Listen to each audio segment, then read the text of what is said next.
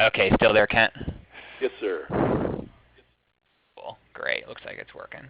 Cool. Well, with that, my clock just struck 11 a.m. in the Eastern time zone. Do you want to go ahead and get started officially? Yeah, let's do it. All right, cool. Well, good morning, everyone. I guess everyone is in the morning because this is a special 11 a.m. Edition of this week's Bloomerang webinar. So thanks to all of you for being here today. Hope your day is off to a good start. And if it's not, it's going to get a lot better because today's presentation is going to be really fantastic. Been looking forward to this one for a while. Today we're going to talk about fundraising events and major gifts. How do we get from one to the other? And my name is Stephen Shattuck, and I'm going to be moderating today's discussion as always. So thanks to all of you for being here. Just a couple of housekeeping items before we get started officially. Just want to let everyone know that we are recording this presentation, and I'll be sharing the recording as well as the slides once again later on this afternoon. So look for an email from me in just a couple hours after the presentation concludes. You can share that recording with anyone in your office, your friends, your family, colleagues. You can watch it again as often as you want. So just look for that a little later on. And as you're listening today, please feel free to chat in any questions or comments right there on your webinar screen. I'll see those, our guests will see those, and we're going to save some time at the end for Q&A. So don't be shy at all. Don't sit on those hands. We would love for it to be a little bit interactive and have some fun towards the end. And just in case this is your first webinar with us, welcome. We do these educational webinars just about every Thursday. And in addition to that, Bloomerang offers some really great donor management software. That's our core business. If you're interested in that, if you want to learn more, perhaps if you're in the market for new software, I invite you to check us out. You can get a video demo right there on our website. You don't even have to talk to a salesperson if you don't want to learn about us. So check that out if you're interested. I want to go ahead and introduce today's guest. He is Kent Stroman, CFRE. Hey, Kent, how's it going? Doing great. How about you today? I'm doing good. Thanks so much for being here. I want to brag on you a little bit before we get going, just in case you guys don't know Kent. He's definitely someone you do need to know. He is regarded as America's asking coach. He has been working since 1976, involved in teaching and organizational leadership. He's impacted countless organizations with his contagious passion for excellence. He has worked his first 25 years in higher education, and after that he launched Stroman Associates, which is his own little consultancy there. He works in fundraising, board governance, strategic planning, and leadership development. He holds numerous credentials, including CFRE, which is Certified Fundraising Executive. Author of a couple of books, one upcoming, and today he's going to talk about how to sort of bridge that gap between your fundraising events and moving those attendees into your donor pipeline. He's got a really great book, Asking About Asking. I definitely recommend you pick that up. And he's working on, or actually I guess it's finished, it's going to be coming out real soon, The Intentional Board, and that comes with a workbook. It's not finished. Oh, maybe you'll be working on that on your little vacation starting tomorrow. But we'll definitely keep people up to date. Well, Kent, I don't want to take any more time away from you. Why don't you go ahead and get us started, my friend? Well, thanks, Stephen. I appreciate the opportunity to connect with today's audience. And as you mentioned, our topic today is fundraising events and major gifts. How do we get from one to the other? And let me just give a real quick birthday shout out. I've got two friends who are celebrating their birthday today. One is Peter Newberry. Peter is a friend of mine, CEO of Dwight Mission, and happy birthday, Peter.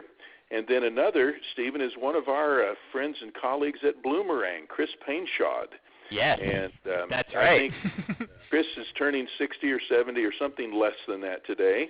Something. And so happy birthday, Chris. Be sure and actually, Stephen, if you'll take him out and buy lunch for Chris today and send Jay the bill, I'd appreciate that. I will do that, no problem. But with that, we're going to cover two big questions today. Number one is how successful is our event? And number two is so what? And so we're going to go into some depth on that. I think everybody has handouts and maybe afterwards we'll have the slides. But I'm just going to start with what I call the lament. I can't tell you how many times I'll get a call, oftentimes from a development director, maybe a CEO, maybe a special events director even, that says, you've got to help me convince my blank, my board, my boss, my whatever. You've got to help me convince them that we don't need to add one more special event. And so I'll ask a few questions to get a little bit more depth and insight into it. But here's what I find so often. People feel like that they are, whether they're volunteers or professionals, they feel like they're spending way too much time, effort, and money to justify the result that comes from the special event. So the big question is, should we be doing an event? Is it a fundraising event?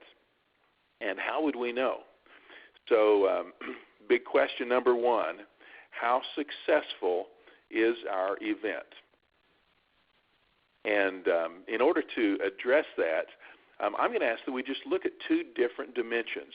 The first one is the financial. The second one is non-financial. Now, you'll immediately understand that this question coming from me indicates that my background is finance. I'm an accountant. So I'll just go ahead and make that confession early on. Yeah, I'm an accountant, so it's easy for me to look at the financial aspect. And finances matter, right? Fundraising is about raising funds. But that's not the only important dimension, and it's really not the most important dimension. But it is something that we want to take a close look at. Financially, how is our special fundraising event, how's it working? And then in the areas outside of finance, how's it working? And so a theme that I want to share today and as we go along is I want to encourage everyone to see beyond. See beyond what? I want you to see beyond the present. Maybe see beyond our heritage. See beyond what we've always seen before, and maybe begin to see what we've never, ever seen. And so with that, I just want to introduce 5 analysis tools. And Stephen, remind me, do the participants already have these 5 handouts in hand? Yes, absolutely. There was an email sent out at 10 a.m. Eastern today from ReadyTalk, and you'll be able to download from that email if you haven't already. Okay, perfect. So I'm going to be making reference to these. There's really a lot of detail that's involved, and so whether you're looking at it from an overall standpoint or digging way down deep, we're going to be looking at 5 different analysis tools. As you can see on the screen, the first one is a finance summary. And true to its name, it's just a summarization. And it summarizes some of the things that are on tools number B, C, and D, which is revenue details, direct expenses, indirect expenses. Then we're going to come back on the 5th one, item E, and look at the overall assessment. So in your handouts, they're distinguished on the right-hand side, and you'll see something similar on the screen. And so with that, I'm going to go right on to the very first one, which you'll notice on the right-hand side. This is the financial summary. And you'll notice I'm illustrating this with 3 comparative years. 2015, that's this year's event, last year's event, and the same event the year before last. And how are we comparing to ourselves? So if you'll notice at the very top, item number 1, this is the income section. And so we're taking our gross revenue, which this year, and this is all made up, okay, but this year is $125,000. And beneath that, you'll notice some adjustments. I'm going to come back and dig into those adjustments later, but we're going to take our gross revenue minus adjustments to the revenue to get a net income figure, $107,100. And then you'll notice how that compares to our experience in the 2 previous years. On line number 6, then, we're looking at our direct expenses. And so we had $60,000 of direct expenses. On line 8, we've got $20,000 of indirect expenses. And on line 9, we're showing overhead. $6,800. Now, just a quick comment on overhead. There are lots of ways to go about addressing the question of overhead, and to me, the first question is, do we have any overhead or not? If there is no overhead, then just put a 0 there. If there is some overhead, come up with some calculation. Now, for purposes of illustration, you'll notice I'm just using 8.5%. 8.5% of our direct expenses. But the point is, there is an overhead cost that's applicable to virtually anything that you do. And so for purpose of illustration, you see the 8.5%. So we've tallied this together, and you'll notice we've got total expenses of $86,800. When we subtract that from line number 4, net income of $107,100, we end up with a gross profit on line 13 of $20,300. So the question is, a lot of times we'll say, well, how much did you raise with your special event? Well, we raised $125,000, or if you want to use the net number, we raised $107,100. How much of that money is available to really move the mission forward? Well, the answer is on line 13. In gross terms, we've got $20,300 left after we paid our expenses. There's a key oversight on line number 14, and that's called opportunity costs. Opportunity costs. And in this example, we're showing $17,500 of opportunities that were missed. And I'm going to come back to that in just a moment because in my experience, that may be the most overlooked element in our whole analysis. So I'm going to give you a little bit of depth on that here in just a moment. But once we accept that, you'll notice it pushes our net profit down for this year to $2,800. Last year, we actually lost $8,635, and you'll notice in the year before that, we gained $12,810. Now, that's the answer to how much are we raising. Go to line 17. Here we're talking about return on involvement, ROI, return on involvement. And so this is answering that question. What is the value of the hours that are put into the equation by our volunteers? Now, in order to be able to answer that question, we've got to know how many volunteers we have and how much time they spent. For purposes of illustration here, I just assumed that we had a total of 60 volunteers who were engaged in one way or another, and that each of those volunteers spent 7 hours from the beginning of our planning phase until the completion of the wrap-up and the aftermath, if you would. And so line 20, when it tells us if we divide our net profit by the number of hours involved, that gives the effective wage rate of each of our volunteers per hour. Now, notice on line 20 it says this year the effective wage rate is $6.67. Last year, we were losing $20 an hour, and in the year before, we had an effective wage rate or earning rate of $30.50. So what is involved here? What all does that represent? I want to give you something that's not on the slides, and we've got a whole bunch of robust material to go through, but I want to back up for just a moment and just give you some comments on line 14, which is opportunity costs. What that represents is other fundraising that we didn't do while we were doing the activity that went with the special event. Is that real? Well, you tell me, in your situation, in your world, is that real? My experience is it's way more real than what most of us realize, and perhaps maybe even more than what we admit. Here's an example.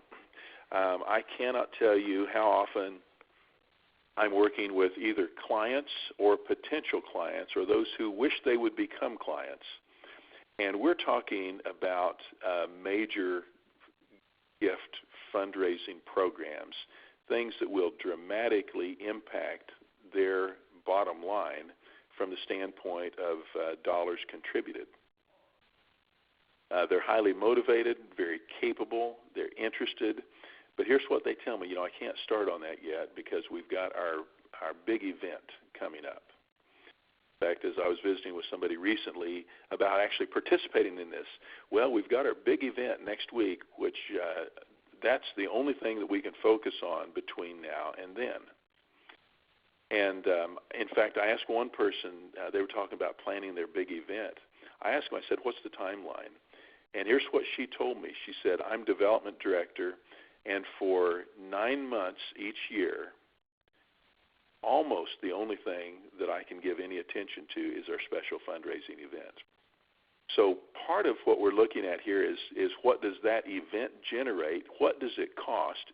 Is it worth it? But what is often overlooked on line 14 is the opportunity costs. And so as you begin to think about that, and then not just think about it, but actually calculate the impact of it, here are 3 dimensions I want you to focus on. First of all is what are the fundraising activities that at the staff level we would and could otherwise be engaged in? In addition to that, ask the same question as it relates to volunteers. So we send our staff and our volunteers out, and we're hustling $25 gift cards or $100 whole sponsorships or $1,000, $2,500 event sponsorship, whatever it is.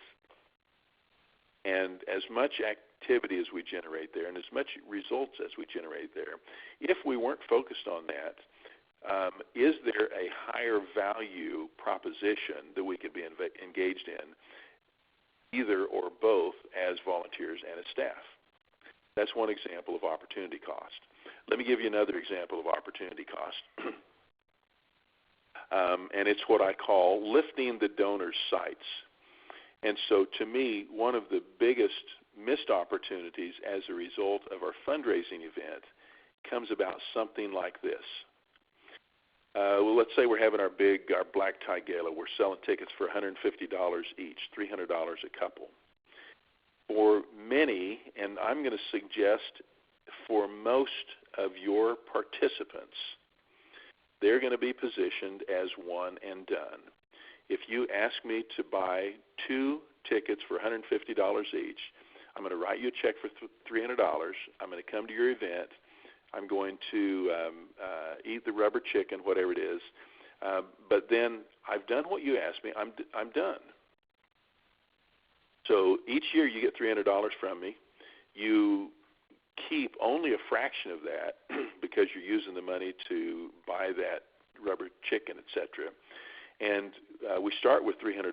We don't end up with $300. Now I want to give you a contrast. Ask yourself, what is the average household gift potential? In other words, if instead of asking people to spend $300 to buy a ticket and spend an evening away from home, if we were asking that same household to make a charitable contribution to fund our mission to address issues in our community, what might that be? As a point of reference, I'm just going to give you a number. It's $1,000. And think about that, $83 a month. We can have somebody make an $83 a month commitment. That's a $1,000 gift. So anyhow, if we would be asking for $1,000 rather than selling $300 worth of tickets, we have a $700 difference. And it's what I'm going to call a $700 under ask. Now, if let's say that we had 300 households participating in our event, and of those 300, only 10% of them would fit this profile of under ask. So we've got 30 households that could be giving $1,000. Instead, they're giving $300. If you multiply that, $700 times 30 households, that's $21,000.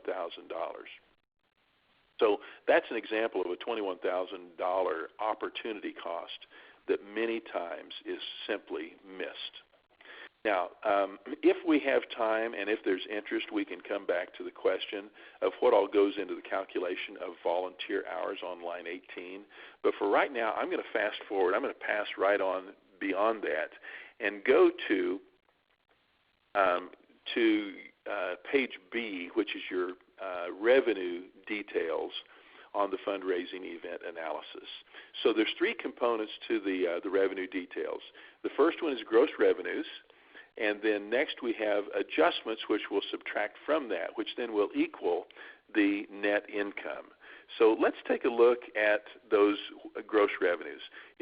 What is it that represents the total income that goes with a fundraising event? Well, on the sheet there, you can see some very typical forthright examples. Line number 2, sponsorships. We have, for a golf event, we have people sponsor the holes.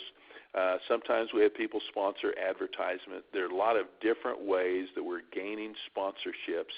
Usually this is corporate. It's not limited to that. Maybe foundations, maybe some individuals. But that sponsorship income is a part of our revenue. If you'll jump down to line number 7, in-kind gifts, you'll notice I put an asterisk by that one. But for in-kind gifts, what are some examples? Sometimes we'll have somebody who will generously contribute advertising space, billboards. Maybe they're going to donate the gifts, the food for the banquet, for the meal. We're doing again back to the golf event. Somebody's manning the grill and providing the burgers and hot dogs, what have you. But all those would be examples of in-kind gifts. Those are some forms of revenue that come in. We want to tally that cost, as well as all the other different sources of income.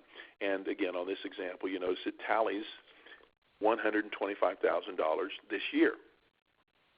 So again, those are kind of the ordinary things. We usually don't miss those.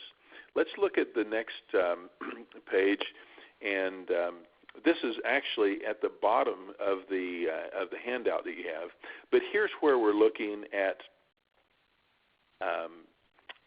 some adjustments to the revenue. So the first example on line 17 is what we call gift shifting. Gift shifting. I want to encourage you to make a count for those gifts that are simply shifted. Now, this can't be totally arbitrary, but on the other hand, you can't be 100% calculated on that. But the example of gift shifting is donations that would be available to the charity whether we had an event or not. I recently had I was looking at a special event, and as I looked at the source of a lot of their income, a lot of this was coming from board members, and it was very evident to me as I observed and asked questions and listened that much of this giving was board giving, that essentially, I can write a check to you for the event, or I can write a check to you at any other time or for any other purpose that you want to call it. And so that's an example of gift shifting. If you have dollars that are available to you without the event, take them out of the equation. Board members' donations, table sponsorships, purchases at the auction, and buying tickets. Those are examples of gift shifting. And that's on lines 19 through 25. Board members' employer matches on any of the above.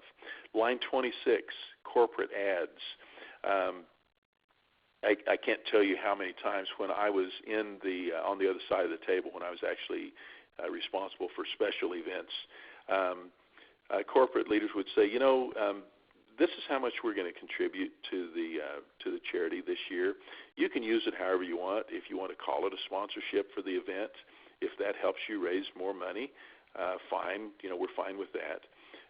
So again, that's one of those things where it says these, whether it's corporate ads or other kinds of corporate sponsorship, use it as you like. Well, if that's the case, then you can't truly consider that as a part of the real revenue that's being generated by the event, although oftentimes we do so. At the very bottom, then, you'll see that number again, which is net income, and this ties into the first page. But this is our total revenue minus the revenue adjustments, and in year 2015, you'll see that totals to $107,100. Now, let's go from there to quickly look at direct expenses. And you see under direct expenses, you'll see some very typical, familiar items. On line number 1, I'm just going to say a comment. Be sure and use the expenses for salary and wages that go with the permanent and temporary staff that may be associated with the event, maybe event planning staff, what have you. If you'll jump down to line number 12, what are some examples of licensing fees and permits? If you have to pay a license fee to ASCAP, to BMI, sanctioning costs, are there costs associated with on line 13 with gifts and appreciation for our volunteers, for our staff, for our board members, etc. Again, oftentimes we're incurring lots and lots of costs directly associated to the event. Make sure that we tally them up here on item C. On D, then, we go to some indirect expenses and all manner of things, staff salaries and benefits.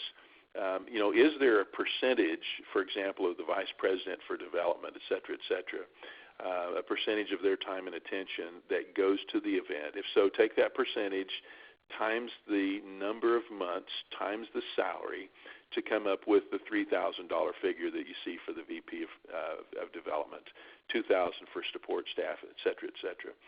Is there supervision and oversight that is even less direct, maybe from the CEO, from a different vice president, what have you? But again, either the cost is something or nothing. If it's nothing, put down a 0. If it's something, if you can calculate it precisely, do that. And if you can't, just use an estimate. Now, if we go to the last item, it's the overall assessment. And here's where I want us to take a look at the net profit, the non-financial impact, and then really do an overall evaluation.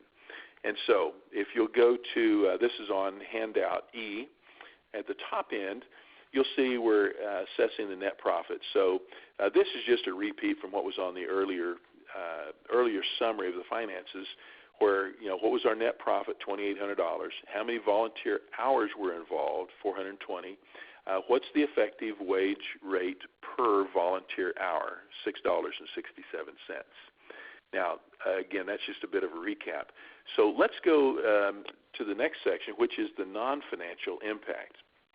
How is this event impacting our mission in ways that can't be measured with dollars and cents?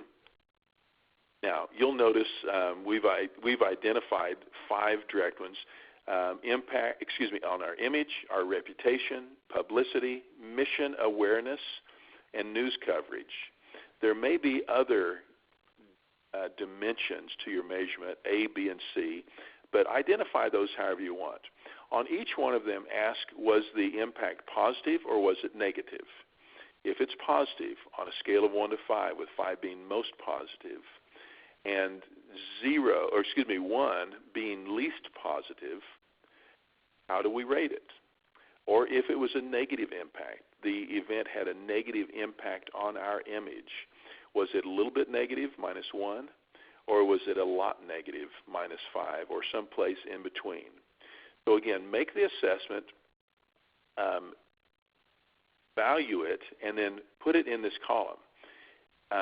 Did we impact our image? Was our reputation affected one way or another? Publicity, awareness of the mission. Quick comment on that. I'm amazed at how often I go to special events, and I attend, I participate, and when it's over, I know nothing more about the mission of the charity than I did when we began. I mean, to me, at best, that's a 0. And in some cases, you end up with a misconstrued idea of the mission because the wrong person is voicing what it is, and you end up with a negative. But, whatever the case is, tally those up, add them up, combine that down to line 14. That's your overall score. in terms of non-financial, was the impact large or small? Was it positive or negative? Once we've done that, then we can move to the evaluation section, which is lines 16 through 28. The big question on line 17 is the result worth the effort? And that's a very big, very serious question. Is the result worth the effort? It matters a lot. And so go on to question B. Should the event be repeated? Give yourself permission to answer either yes or no. If the answer is yes, we're going to look at that on item C, D, E, F, G, H, and I. If it's no, we'll look at J, K, and L. So yes, it is worth the effort, and it should be repeated. Let's ask ourselves, how can we make it more rewarding? How can we make it more profitable? How can we increase revenues? How can we decrease expenses? How can we reduce the burden, the organizational burden as a result of the event? And then how can we expand the impact that we're making? Then question I is a who question. Who needs to be involved to take the event to the next level? If we have a moderately successful event that we believe can be more successful, don't bring a maintenance person in. Bring in a human dynamo. Bring in that person who is actually a spark plug so they can take it to the next level. On the other hand, if we think we've just reached the next plateau, that may be the time to have a maintenance person, so to speak, carry us forward. Now, on item J, if the answer is no, when we ask the question, should the event be repeated? If the answer is no, then let's ask ourselves, how can we gracefully exit? Somebody says, well, it's going to take us 2 years to back our way out of this. Well, let's start now. What publicity or communications issues are at stake? This doesn't say no, don't exit. It just says as we exit, let's do so intelligently in ways that we can manage the publicity issues or the communication issues. And then on L, what should take the place of the event? If we're not going to do the event, what are we going to do instead? If it's a big loser, we can do nothing and come out ahead. But let's don't do nothing. Let's do something, and let's have it be something that's productive. And so with that, I'm going to shift now to the big question is so what? So we've taken a look at how to evaluate the effectiveness, both financially and non-financially, of our special events. Now we say, okay, so what? What should we do about that? This is an important question. And don't lead with a preconceived idea, but let the things that we covered on these worksheets help us quantify the answer to the question, is it worth it? The other thing is, I would say everything that we've covered up to this point can be a tremendous planning tool. As you plan for your next special event, your fundraising event, use that to anticipate sources of income, different ways that money is leaking out of the bottom, because this can be a really valuable planning tool for you. So the big question, so what? I want to ask, how should we be spending our time? And we can be spending our time on the 80% of the dollars, big money, that comes from a few donors, or we can be spending a lot. We can be spending time on a lot less money, but a lot more donors. So 20% of the dollars that are coming from 80% of the donors. So ask ourselves, how should we be spending our time? That's a really big question. And a balanced fundraising program isn't only one thing. I'm going to say a very sophisticated, balanced program probably has some kind of an event in it, but it's not going to be primarily events. And so let's ask ourselves that. And so again, we're wanting to see beyond. We said we wanted to see beyond the present. let's see beyond the large number of small donors and take a close look at the smaller number of donors that can contribute much larger dollars. To do so, I'm just going to offer you 6 tips on how to use special events now to raise larger gifts. So tip number 1, this is where we say use your volunteers, but don't use them up. What do we mean? You have capable people, both staff and volunteers, but here we're focusing on volunteers. You have capable people at your disposal. Give them meaningful work to do and then let them do it. Use your volunteers. Use volunteers to do what only they can do. When it comes to things like stuffing envelopes or making goodie bags or whatever, get teenagers to do that for free or do it for pizza, or call the local temp agency, find somebody who will do it for cheap. Don't squander your volunteers. Use them. Don't use them up. Give them things to do that are impactful. Tip number 2 is connect with people. And more specifically, I want to recommend that at the special event that you be sure that your CEO connects with lots of people at the event and connects appropriately with the right people. This is a special time for your constituents. This is a time where your leader has to shine. Do not delegate the face of your mission to a task. If it's a golf event, I wouldn't let my CEO golf. I don't want him to participate, because if they do that, they're going to spend a lot of time with a few people. Instead, maybe they're going to run the drink cart, run the golf course backwards, so they're interacting with everybody. I'm amazed at how often I'll ask people who are doing an event, where's the CEO? Oh, he's got a meeting in his office. Then that's a wrong plan. So this is the time to build relationships. We want to put a face on the mission. People want to meet your leader. Make sure that we don't miss that opportunity. Tip number 3 is to grant an ask pass. What is an ask pass, you ask? There are a select few individuals who are going to come to your event. They may not even be invited. They may not belong there, but you can't tell them not to come. It's that high net wealth individual who, if they bought your ticket for $300, it would represent leaving 3, 4, 5 zeros on the table.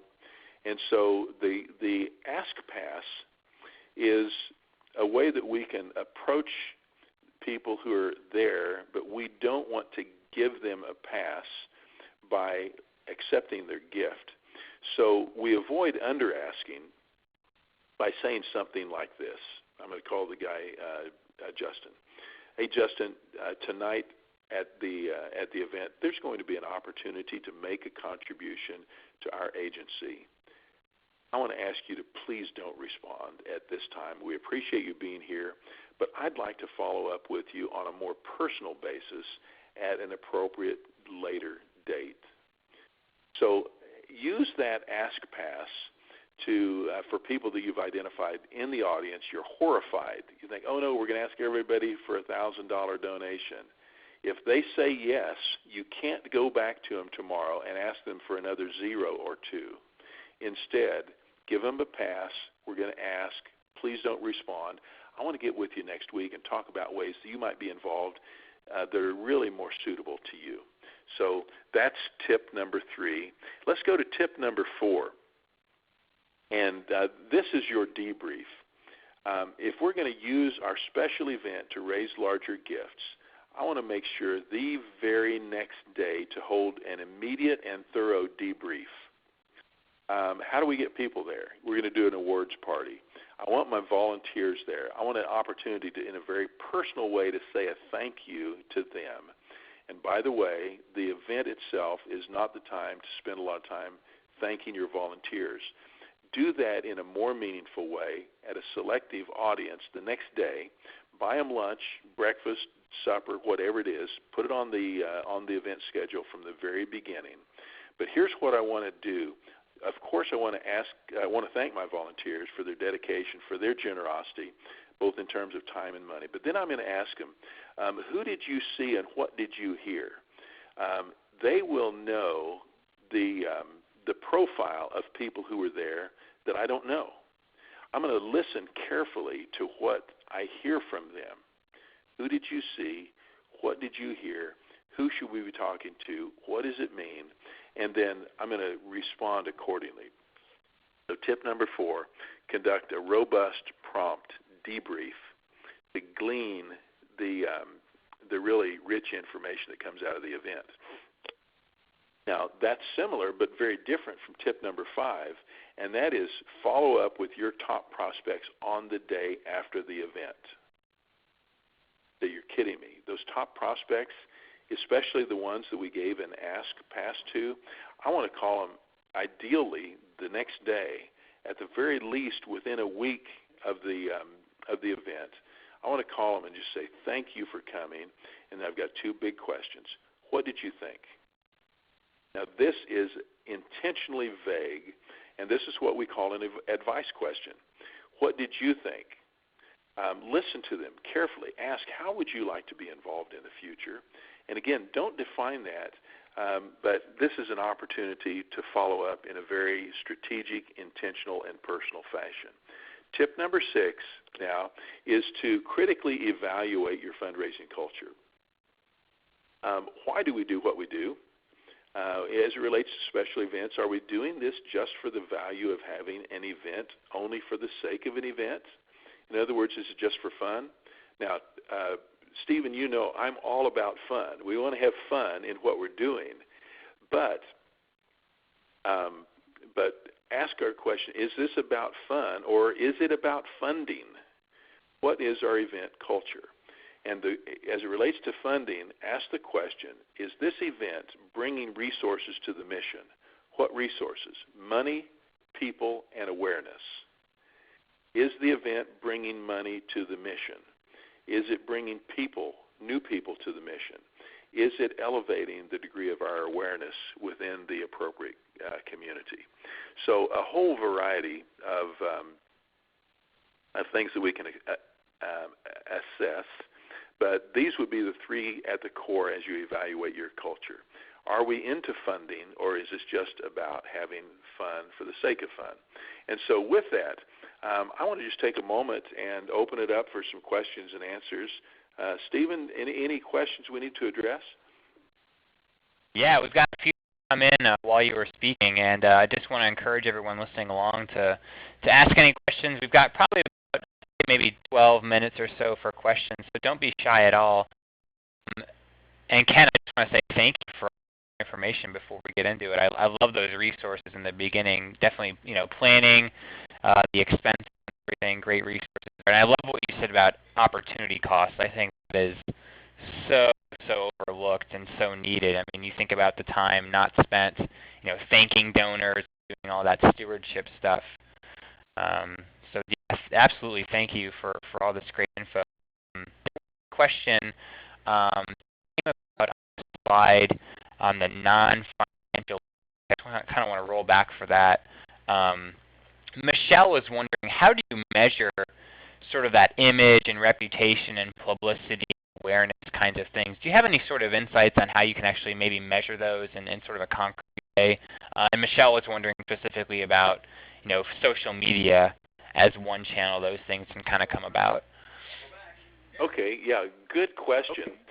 And by the way, Stephen, for some reason your voice is really breaking up a lot. And so let me just repeat the message, and hopefully mine's coming through okay. But the question has to do with, are there ways we can measure some of these non-financial things, especially as it relates to social media? I'll just use one example, and I'm sure you can apply this in a lot of different ways, Michelle. But, of course, one of the most popular social media is Facebook. And we may, at the outset, establish a goal that as a result of this event or during this period of time, we want to secure an additional 350 likes to our Facebook page for our organization. Like I said, that may be a little bit arbitrary. Use something that's specific to you. But if that's the case, then what are the strategies that we need to use so that we have something very measurable? We knew how many likes we had on day one. We know how many likes we have 120 days later. Now, whether those all came from this or not, that's always debatable.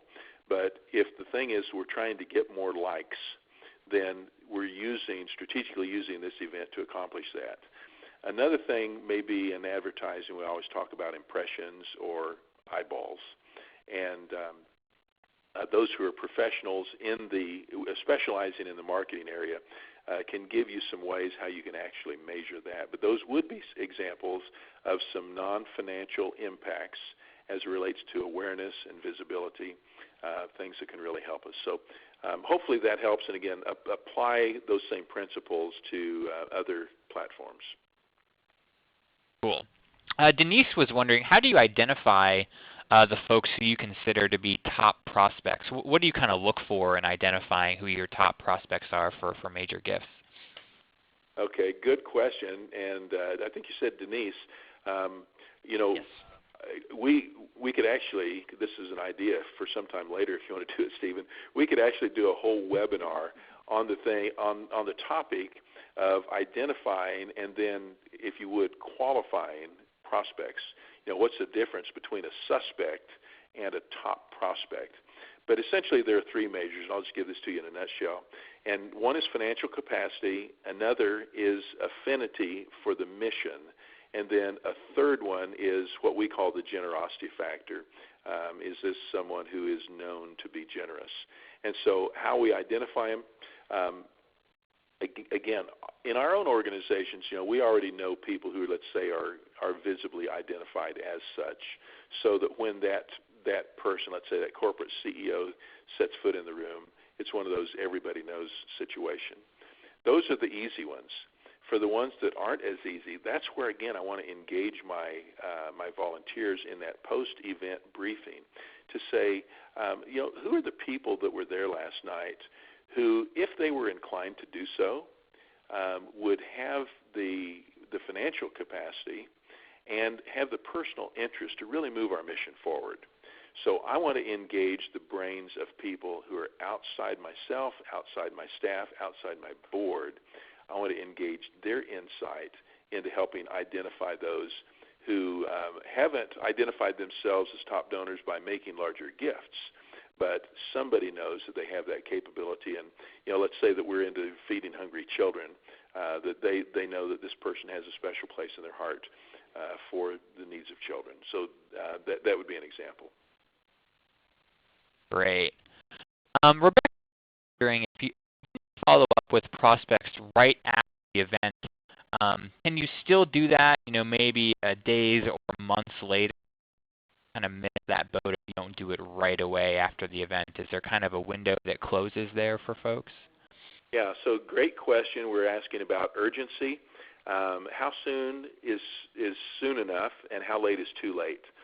And while there's no precise scientific answer that I can give to you on that, here's the thought I want you to wrap around. Ask yourself the question, when is the point of highest motivation for that prospect?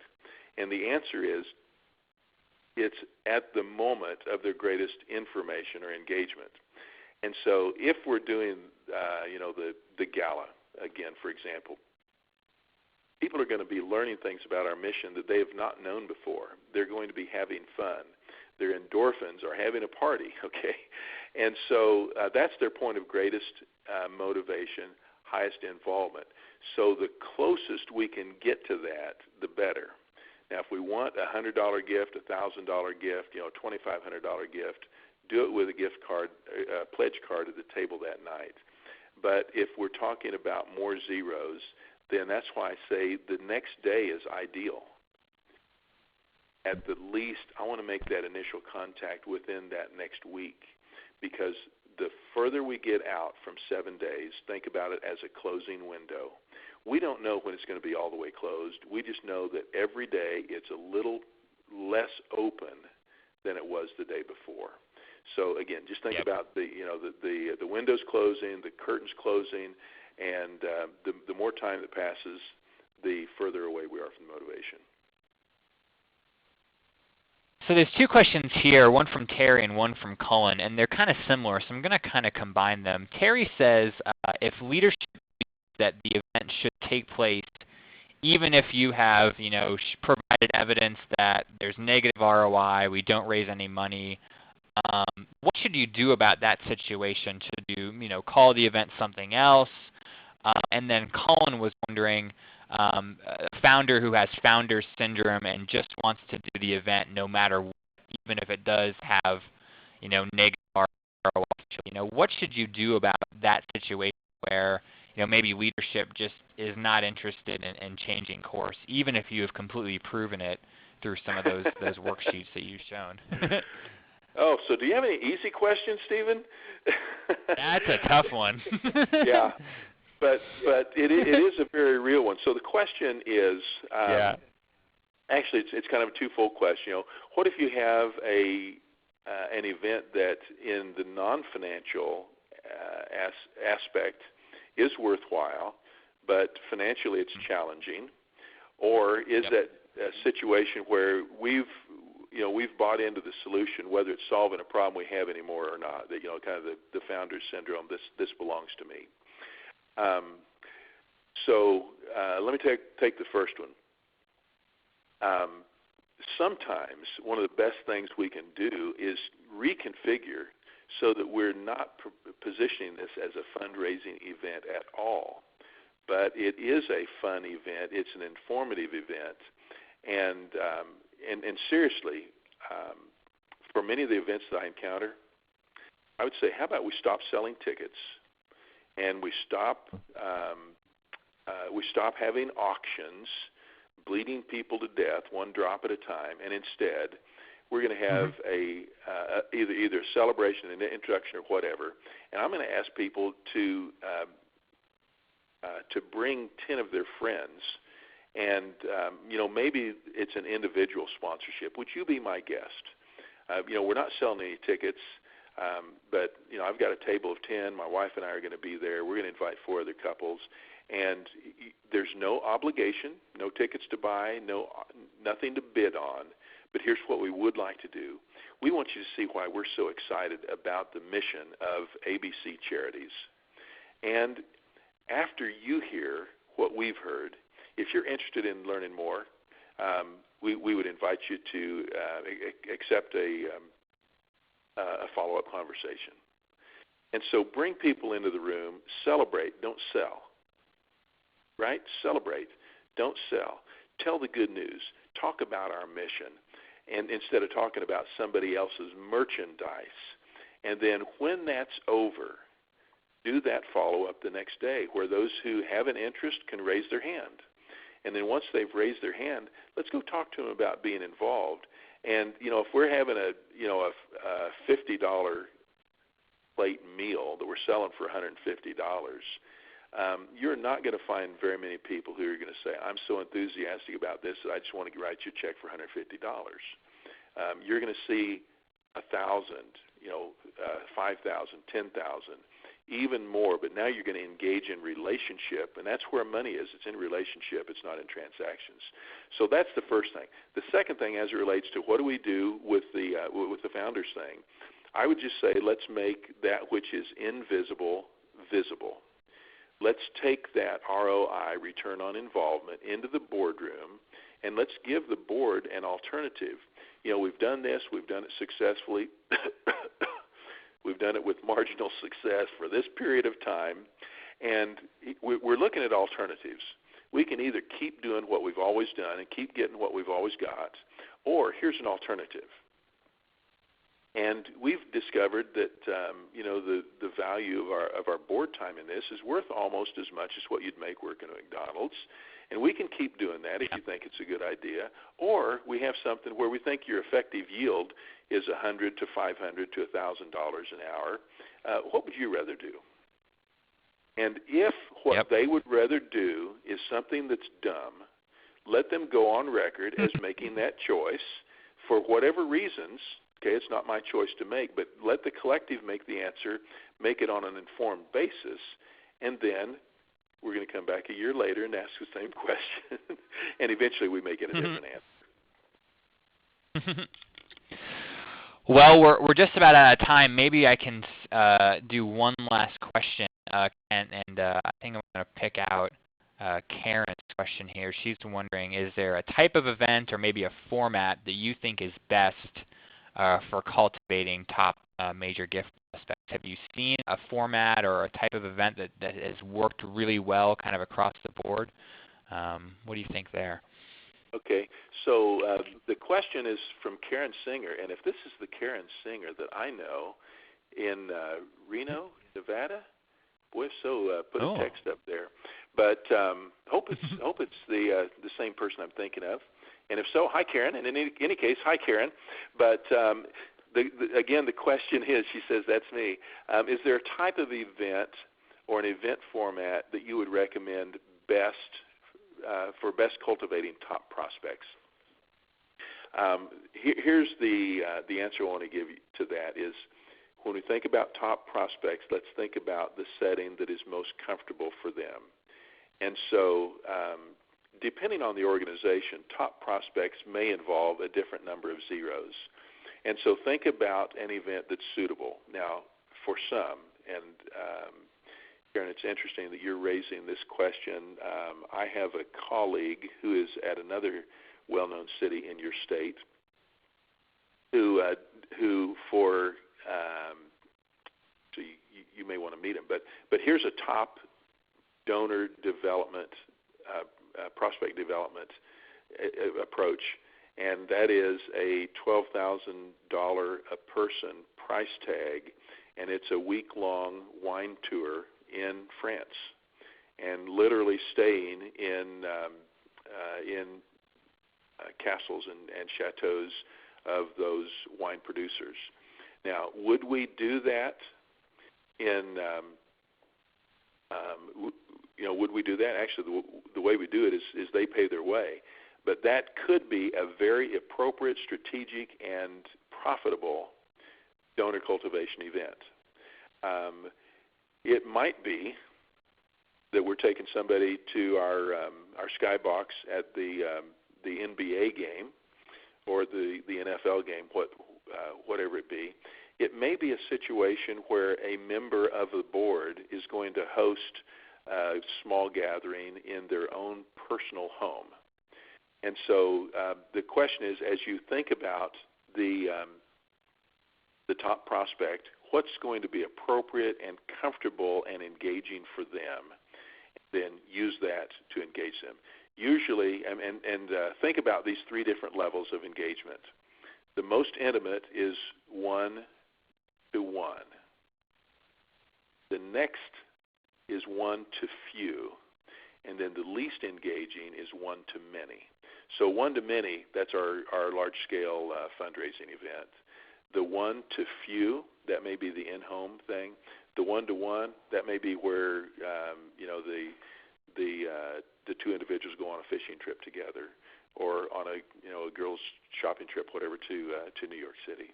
So again, let the solution be appropriate to the specific donor. Make sure it's relational, not transactional. Makes sense. Well, Ken, I know we didn't get to all the questions, not nearly all of them. Is it fair to say you would be willing to take some questions maybe on email or Twitter or some other channel? Sure. Yeah.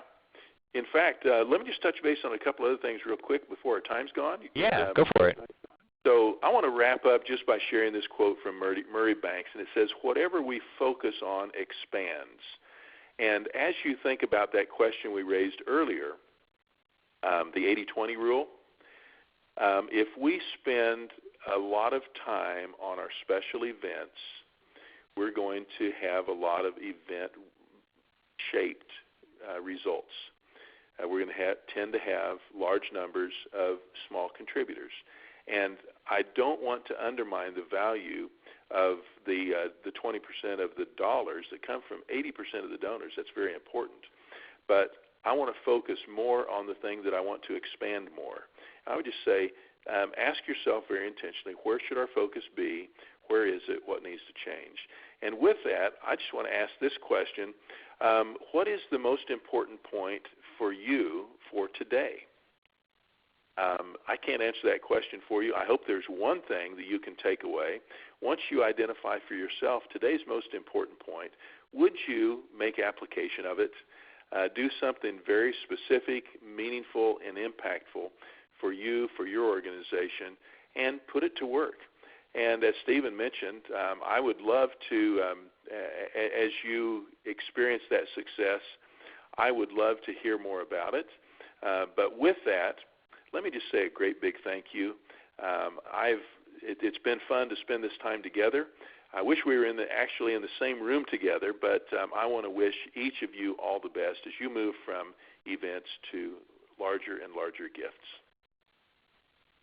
Well, we owe the thanks to you for sure for taking an hour out of your day and sharing all this great info with us. So thanks to you, and thank you to all of you who took an hour out of your day to hang out with us and listen along. Do be on the lookout for Kent's upcoming book. We'll definitely be talking about that. There's a coupon code there that you'll be able to use. Looks like early next year, and we'll definitely be talking about that on the Bloomerang blog. Maybe even do a little book review for you. So definitely stay in touch. I'll be sending out the recording and the slides a little later on, as well as that handout, just in case you didn't get it. So look for an email from me a little later on, and definitely follow Kent online. Check out his website. He's on Twitter as well. If you're on Twitter, you can talk to him there. And definitely ask some questions if we didn't quite get to your question. If we ran out of time, sorry about that. We've got a lot of great resources on the Bloomerang page. We've got our daily blog posts. We've got our podcast, our newsletter. You can check all that stuff. Our upcoming webinars with the year-end is mid-September, so we're getting down to crunch time. One from today, we're going to a couple weeks after that, Lori is going to join us to talk about how to share stories at your live events.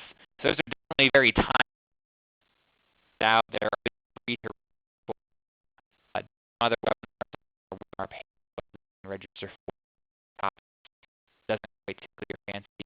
But check those out. We look at again on some other days. So enjoy the rest of your morning and afternoon, and we will talk to you soon. Thanks again. Now.